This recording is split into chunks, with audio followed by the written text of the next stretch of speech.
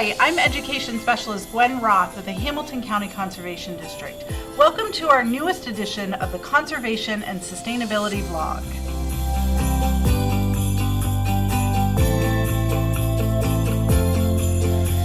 And today we're going to be talking all about sustainable holidays. And boy, do we have a ton of holidays coming up in December and January. But these sustainable tips that we're going to learn today are not just for the upcoming holidays. You can use them throughout the rest of the year.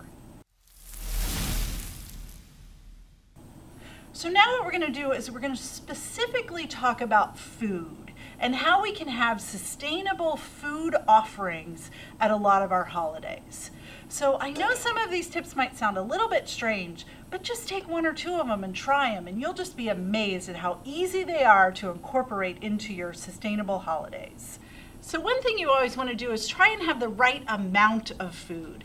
And I know that sometimes can be very tricky, but there's a really great website called Guesstimator, which you can actually put in the amount of people, and if they're light eaters or if they're a little more heavy eaters, and that can kind of guesstimate the right amount of food for you to have so that you don't have too many leftovers.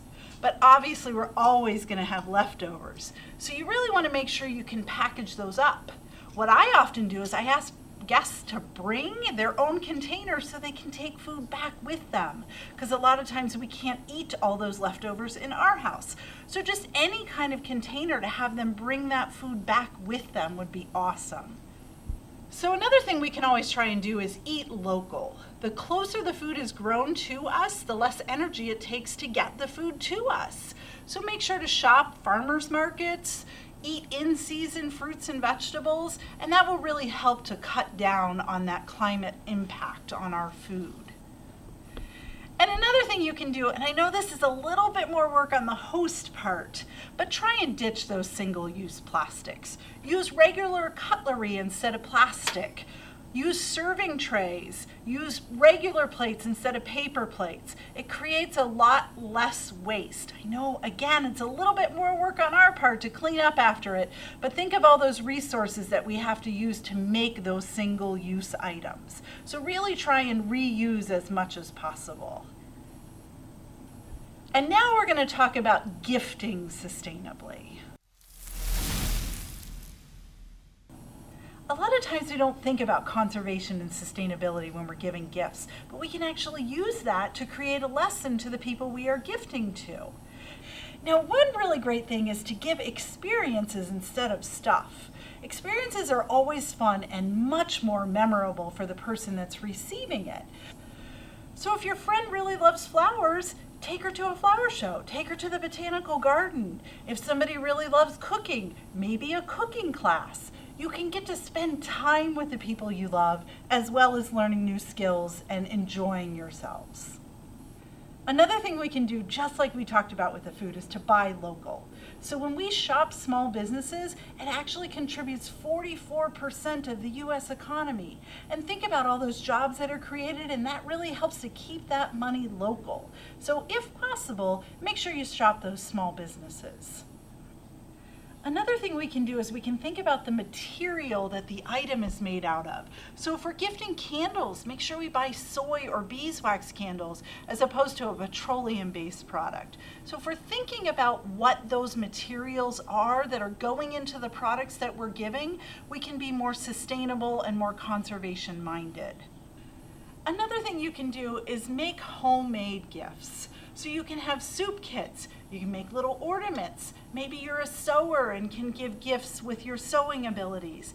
Anything that you can give from the heart, I think will be much more appreciated than something bought at a store.